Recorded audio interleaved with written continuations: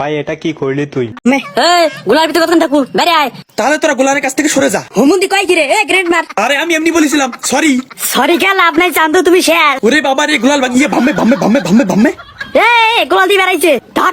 আরে ছেড়ে দে। কে রে, আমি পাগলা আছো নাই? ওই ফার উপরে করবে না জনকে।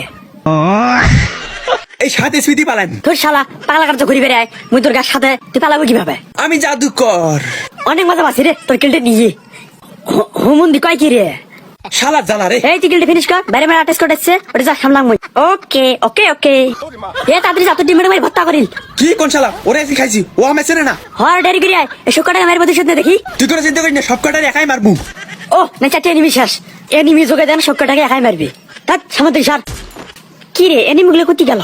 এই যে আমি এখানে। তোমাকে আমার পছন্দ হচ্ছে, আমার সাথে লং ড্রাইভে যাবা?